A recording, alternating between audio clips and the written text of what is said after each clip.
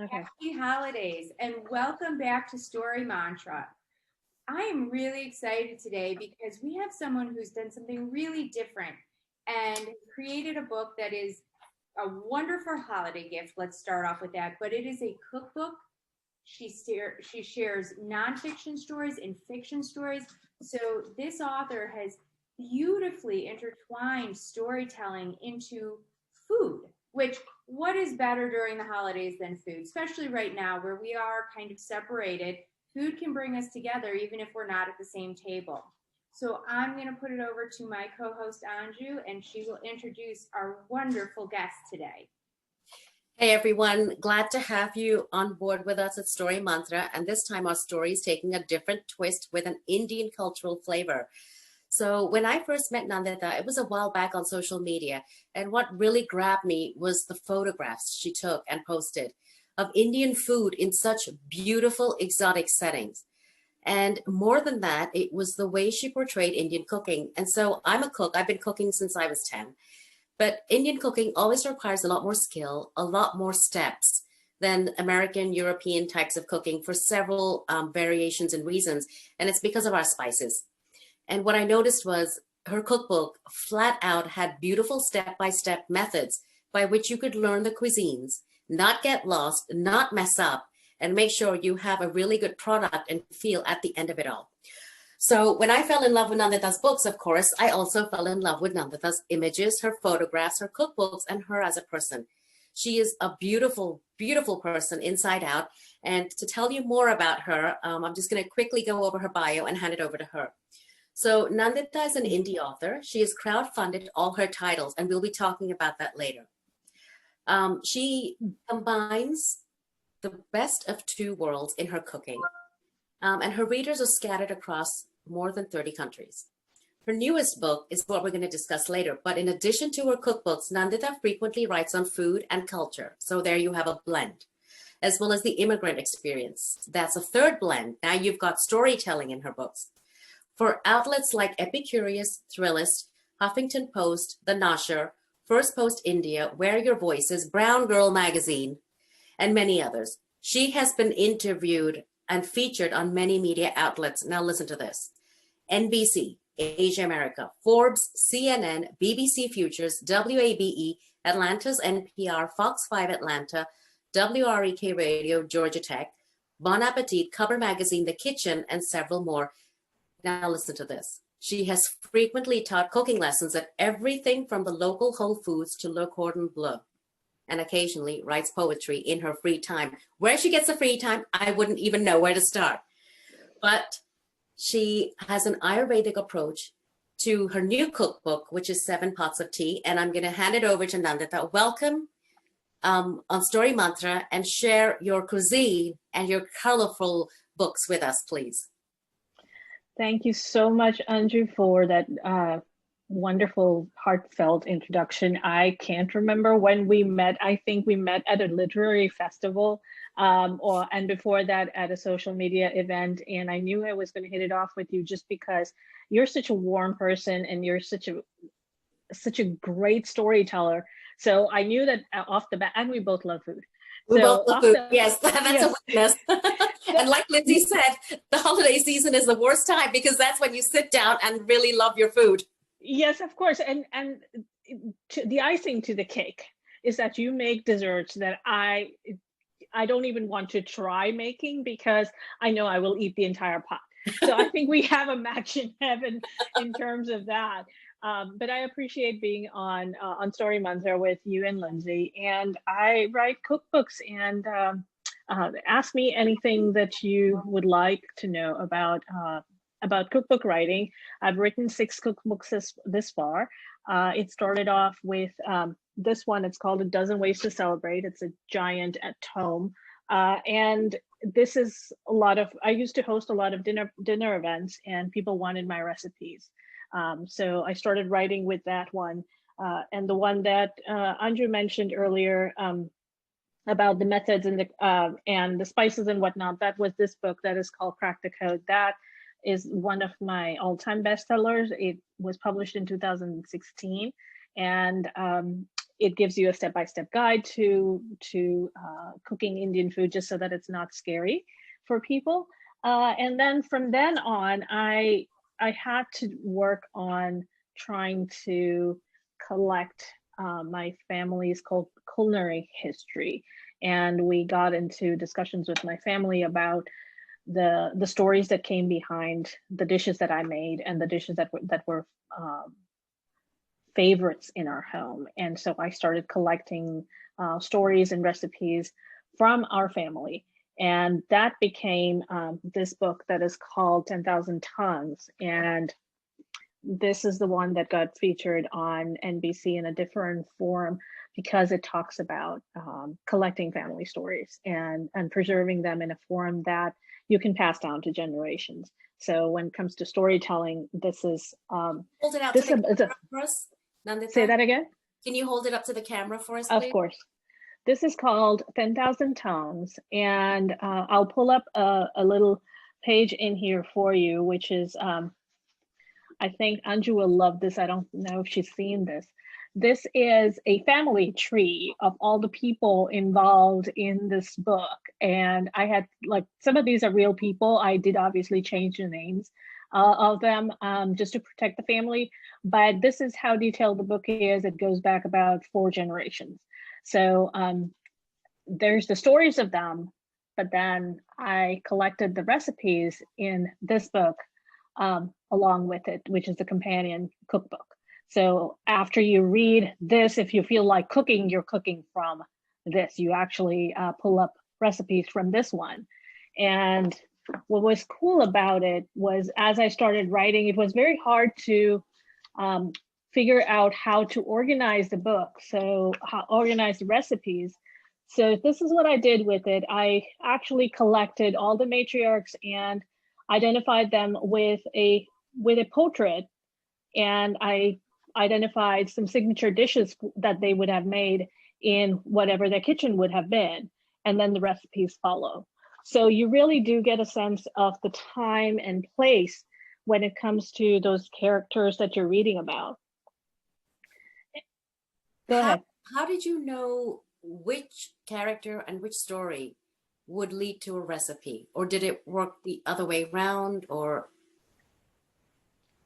great question. I come from a family of people who love food anyways. So there were always some dishes that were discussed at holiday or a special event, or there was always the association of, oh, at Diwali, this person would always make this. Or there was a story that went behind one of my great grandmothers. There's a story attached to her with a particular dish, and to remember her at New Year's Day of Diwali and New Year, the Hindu New Year, we actually make that dish in order to honor her, but also honor the heritage and the tradition that went with her. So we have always kept these in our family, and I figured that the best way to honor them as well as the recipes was find that balance and pairing.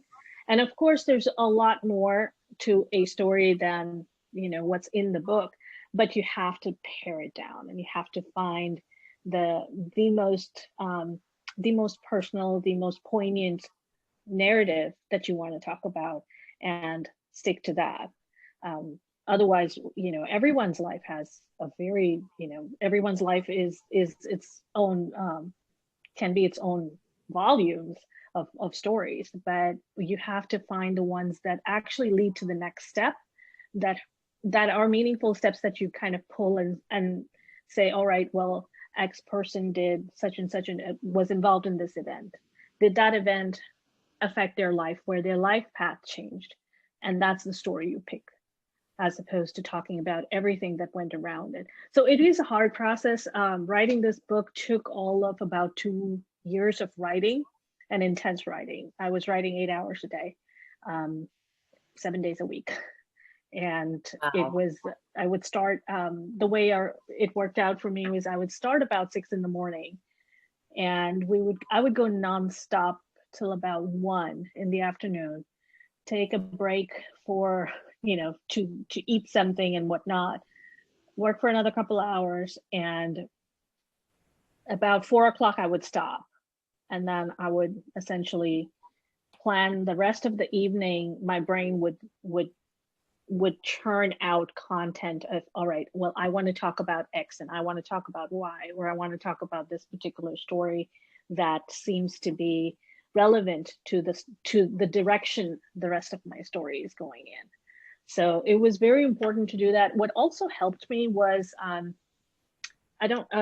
think I showed a snippet of that, but what I did with the characters was like I showed you this one. This is Johariba.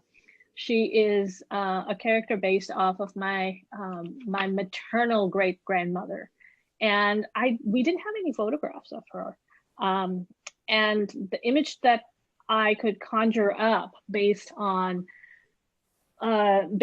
stories that my grandfather told us, about the ones that my mother told us when she had met her when she was younger. My mom and I, we sat and kind of imagined what she would be, outside of this. And I decided, and I do paint, I'm not a very good painter, but I do like to paint. So I ended up doing some watercolors to capture their essence.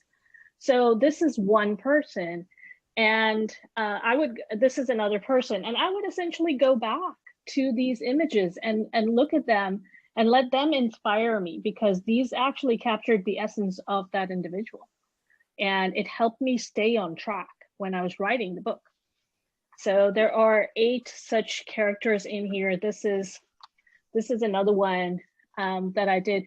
And it also helps the reader visualize the person in addition to the words that you're putting on paper. So it kind of was a longer process, and always being creative with what I was putting on paper and how I was imagining these characters to be. Yeah. Lindsay, I don't know what question to ask, because I've got so many. Do you have one before I start off on my string? So when you were working on that book, what came first? Did the stories come first or the recipes come first? They were tied together, and I am trying to think if there was one that preceded the other. More often it was the stories of the individuals themselves that were either repeated in, at family events and whatnot, or people that we remembered through their recipes. So the individuals definitely came first, and their stories came first. And there were other times when, like this one particular dish, I don't even think about any more of the story until I focus on it and say, oh, who is this dish tied to? It's a very bizarre dish in some ways. It's made with ripe bananas, or just ripe bananas, and it's a savory dish. It's like a vegetable side dish, but it's made with savory ripe bananas. So you wouldn't expect it to be sweet, and it's part of our home. And when I looked back, I wanted to include it, but I couldn't understand why it was such an oddity in our house, and why it was such an odd dish in some ways. So when I talked to my mom about it, she helped me unravel the threads of why that dish came to be the way it was. And it turned out that it was something to do with one maternal grandparent, and another, and on the other side, the paternal grandparent, and them having a clash of opinions and a clash of diets. And so the same base sauce became vegetarian for one person and had seafood for the other person. So it was kind of funny in that way, but that explained it to me after I asked. So there are dishes where the dish came first and the stories behind it came after, and then it's the other way around elsewhere. I have to ask, Nandita, how did the immigrant experience filter into the stories and into the final recipes? Of course. The immigrant experience actually is the last bit of 10,000 Tongues, where I start talking about this individual who comes from India and settles in the United States. She has all the growing pains you would imagine with being an immigrant, but actually documenting it in some form where she talks about being fired from her job for after 9/11 because people didn't like the way she looked in her office. And those kinds of things don't resonate with you until it happens or you read it somewhere. And this is a very common occurrence. And one of the issues with the immigrant experience being so infrequently discussed is it doesn't help build the awareness about issues. And I decided to actually document it and say, all right, well, this can happen, that can happen. The expectations of being an immigrant are different from what might be happening around with your other neighbors. And sharing that and sharing that intensely personal experience with a reader becomes a way for them to build an actual tangible connection to the character, to the author, that goes a long way in building that relationship. And it has to be discussed, it has to be part of your storytelling if you have that experience to share or have that familiarity to explore it and share it, because your reader is going to understand it, understand you as the author, the character, a lot better if they feel that the pain of that person, if they feel How did that filter the down? sorrow. And I have to ask then, how did that filter down to the recipe that you chose would fit that story? You know, say a naan or a roti versus a curry versus a pickle versus a spicy yogurt flavored dish. Mhm. How did you decide what would be right to fill that story? Um, some of those experiences or some of the narratives that go into that immigrant, the experiences of that immigrant, they evolve or they revolve around um, poignant life events for that person. So let's say this one of the character, her name is Anna, and she's celebrating Diwali by herself. And she has just been fired from work. She doesn't know what to do. She doesn't understand how to be joyful at a time when, you know, the world around her is just telling her she's not welcome.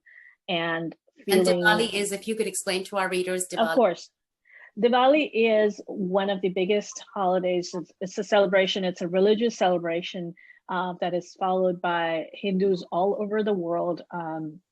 And it's a family-based event, but it is triumph of good over evil, light over darkness, all of those, the common themes that a lot of religions have. But in itself, it's a lot of celebration about around family. And it manifests in making a lot of different sweets and desserts and celebrating with your friends and family and decorating your house and doing special prayers for special days and all that. And as an immigrant, if you're being told that you're not welcome, but you still have to decorate your house because that's your family is wants to celebrate Diwali, it's special to you. And how do you manage that? How do you balance not being welcome and still celebrating? And that was important. So finding that balance in terms of what would Anna make? What did she choose to make? How did she choose to pivot from that point when she was in the depths of depression and move from that? What made her change her mind?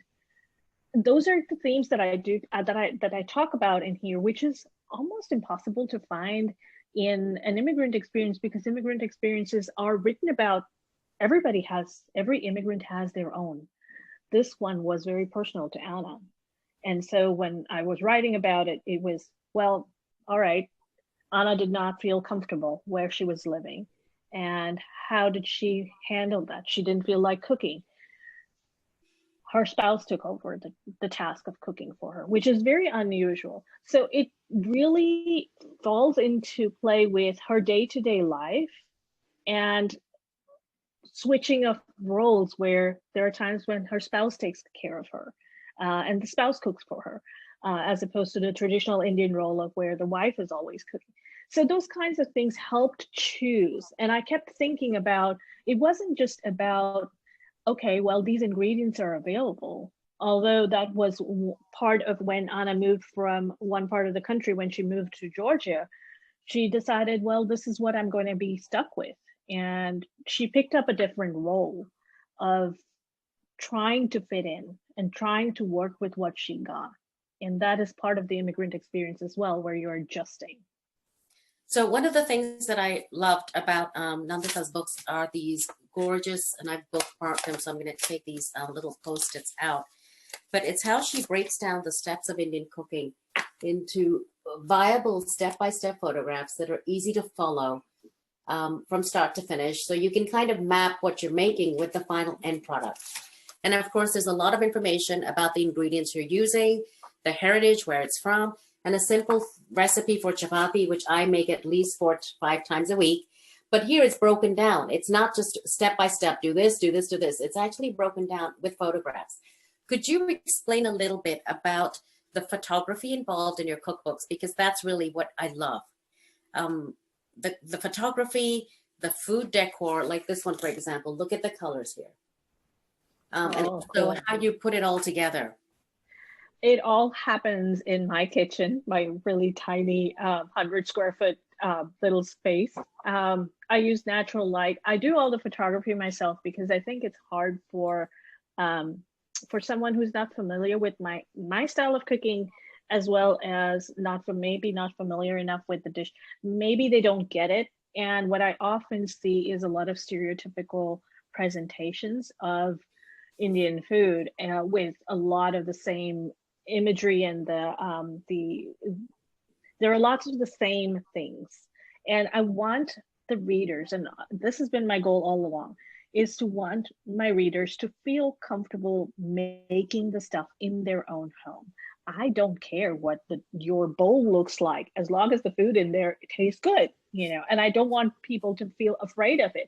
So I use literally all of my tools around the house. They will feature the rolling pins that you see in roti are the rolling pins that I use on a daily, well, not all daily, but on a frequent basis. So I want people to actually have the confidence that whatever they're making is going to be great. They kind of just need to focus on a few things. It's not hard. I've taught so many people, it's not hard. But building that confidence when they see the work is what is essential. And that's why the steps are where they are, because me explaining to you how to make a ball of dough look a certain way, no matter how many words I use, it'll be fast. It'll enter your mind faster if you have a visual to go with it. And that's essential, I feel. A lot of things that we see, and this is a running joke among a lot of people, that, there's always the Pinterest fail. And I didn't want my books to be the Pinterest fail of cookbooks, because, you don't want your readers to say, oh my God, that dish looks so wonderful. And I tried it and it looks like, nonsense. Everything that's in every book of mine is literally, we have a waiting line between my family members who are waiting to eat that picture plate, because it's like, okay, this is a pretty plate, so I want to eat that. I want to eat that. So yeah, so there's no fluff around it. I know food stylists who use a lot of fake ingredients and whatnot. I'm like, no, if that's what the ingredient looks like. Yeah, maybe the lighting could have been different, but I don't want to put a little dab of extra fake color in there to make it look like something that it's not. It's not. Well, that's great. You're giving us the stories and the recipes as they are. And, with the complexities of Indian cooking, we're going to have to break this session off here, though we have a whole sheet of questions to ask Nandita, but we have the next session up ahead. Lindsay? Thank you, everyone, for joining us today. I hope everyone goes and picks up Nandita's cookbook. It is a beautiful holiday gift. Plus, we're all at home right now, so this is a great time to really learn how to cook and to make something different and fun. So thank you for being with us today, and we will see you back here next week. Happy holidays. And her website link is just below the video, so click and order. Thank you.